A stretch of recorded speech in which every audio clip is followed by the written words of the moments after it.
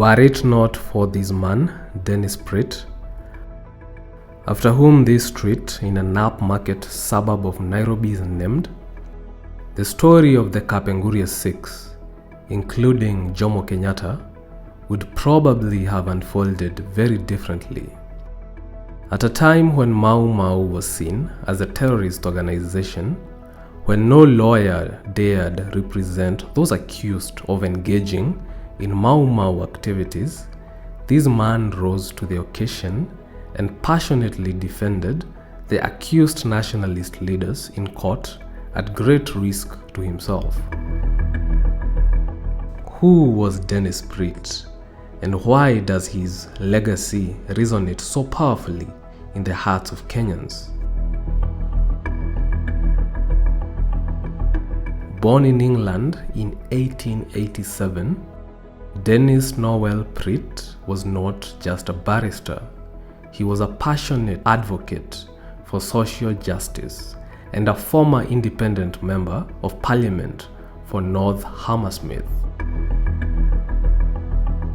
Educated at Winchester College, he was called to the bar in 1909 and obtained a law degree from the University of London in 1910. He practiced law until the First World War broke out in 1914. He could not go to the front lines because he was newly married, but he did contribute to the war effort, joining the Postal Censorship Department in the British War Office. Because he was known to author Eric Blair, who is more popularly known by his pen name George Orwell, it is often assumed that Orwell based his main character in the famous dystopian novel 1984, Winston Smith, who is depicted as an employee at the Ministry of Truth after Dennis Pritt. The rabidly anti-communist Orwell once described Pritt as perhaps the most effective pro-Soviet publicist in this country and almost certainly underground communist. Following the war, Pritt returned to legal practice as a successful lawyer working in the field of commercial law. Although he was initially a conservative, he grew increasingly disillusioned by conservatism and drifted to the left, joining the Liberal Party, then the Labour Party in 1918. His support of the Soviet Union caused his estrangement from Labour Party, and he ended up as an independent member of parliament.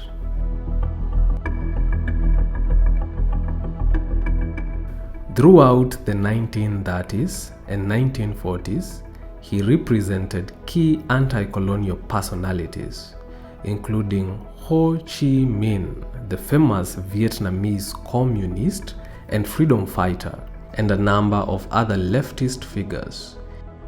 He gained global notoriety as the lawyer for the downtrodden.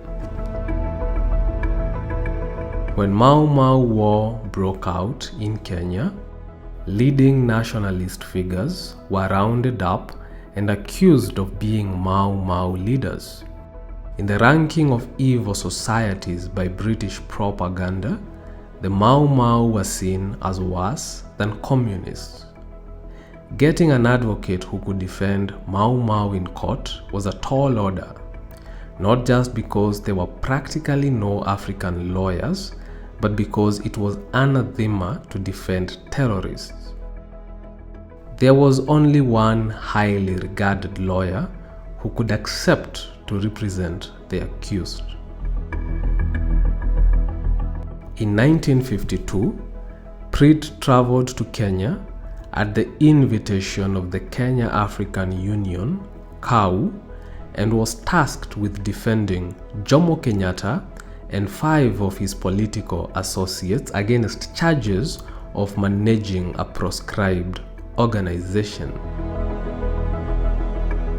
They were Jomo Kenyatta, Paul Ngei, Achieng Oneko, Bildad Kaggia, and Kung'a Karumba, all of whom became known as the Kapenguria Six. The Kapenguria Trial became a pivotal moment in the struggle for Kenyan independence. Pritt faced overwhelming odds: a biased judicial system, military escorts, and a climate of fear.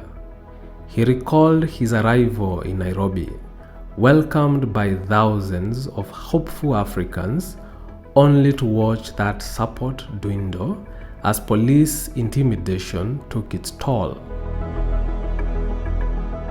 The trial, which was presided over by an old, retired, but openly racist judge known as Rawson Macharia, was held in a desolate classroom surrounded by barbed wire and armed soldiers behind sandbagged barriers. Overhead, military planes circled. Below, the courtroom was defended by tanks. Unknown to Kau leaders and perhaps Kenyatta, the arrival of Dennis Pritt complicated rather than aided the defense. Now in his 60s, Pritt was Britain's most famous trial lawyer, still combative and trenchant. But the main problem was that he was seen as a communist sympathizer at the height of the Cold War. The defense team was multiracial, which was another offending fact by itself. The team comprised of African, Indian, and Afro-Caribbean lawyers, including Kenyans Achhroo Ram Kapila, Fitz Remedios Santana de Souza, and Jaswant Singh, Nigerian H. Davies, Jamaican Dudley Thompson, and Chaman Lall, an Indian MP and a friend of Indian Prime Minister Jawaharlal Nehru, who was secretly supporting Mau Mau. This legal team was seen as too radical, a perception that could not have helped Kenyatta and his fellow nationalists. But that was the least of the team's worry. A more important issue was that in the context of the apartheid system in place at the time, Pritt, by teaming up with a multiracial legal team, was showing contempt to the colonial court. The defense team lawyers could not eat together. They also could not spend the night in the same hotel either. While Pritt could be allowed to stay at Kitale Hotel, a white establishment, the rest of the legal team was housed by sympathetic Africans who were immediately subjected to police raids. The import of all this was that the team could not prepare for the case at night. At the Kitale Hotel, Pritt's situation grew dire. Hotel staff were replaced by police spies, and his movements were heavily restricted. His fellow white guests were sneering at him. When he traveled to Kapenguria, he was escorted by armed troops for no justifiable reason.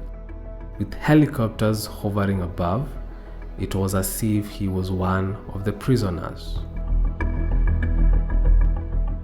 Pritt's experience was unique, filled with dangers that many would shy away from.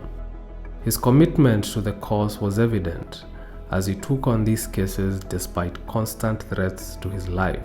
Pritt was fully aware of what he was against. On December 13, 1953, Pritt sent a cable to Labour members of Parliament in Britain protesting that a fair trial was impossible under the circumstances. Judge Thacker, outraged by this action, adjourned the proceedings and filed charges against Pritt for contempt of court. Facing a contempt charge for speaking out against the injustices he witnessed, Pritt was undeterred. He continued to challenge the oppressive regime, knowing that his fight was about more than just one trial. The Supreme Court of Kenya, the highest court in the Kenya colony, threw the charges out.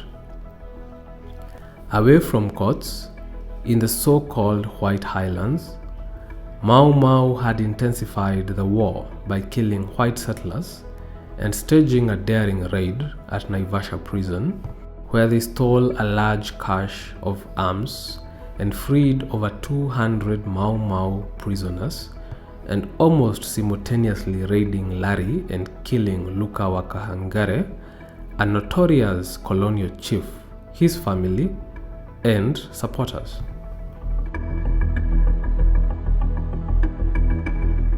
At the same time, two of Kenyatta's former classmates ganged up against him.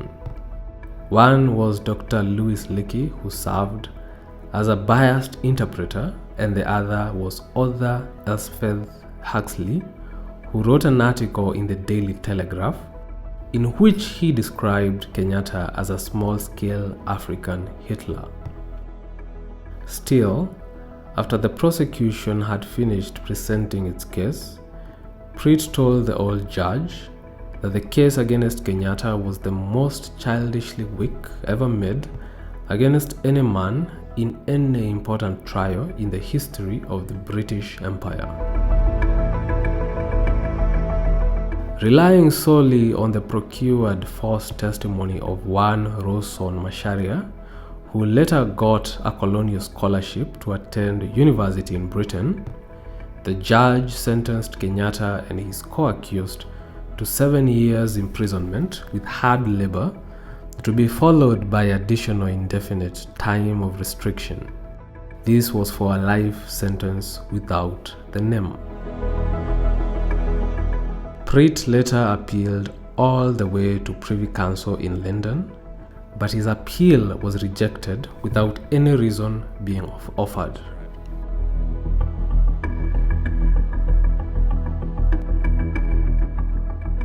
Just 5 years after the trial, Jomo Kenyatta became the Prime Minister of an independent Kenya. Pritt's efforts were vindicated as he witnessed a nation rise from the ashes of colonialism. He and his wife were invited as state guests to witness Independence Day. Reflecting on his journey, he wrote, "Less than 5 years later, Kenyatta was the Prime Minister of an independent Kenya. My wife and I attended the independence celebrations with full and happy hearts." After retiring from legal practice in 1960, Pritt dedicated himself to education as a professor at the University of Ghana, continuing to inspire future generations in the outgoing fight for justice.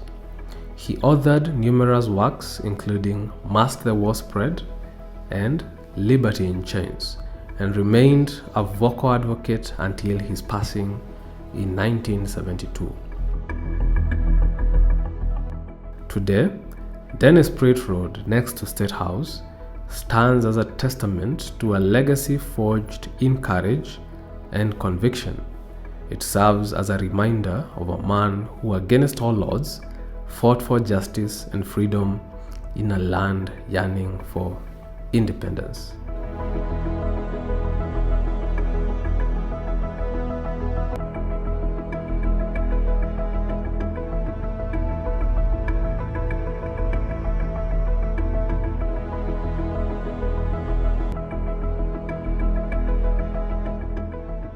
For more lessons, follow us in our channels: YouTube, Mau Mau Chronicles, website maumauchronicles.co.ke.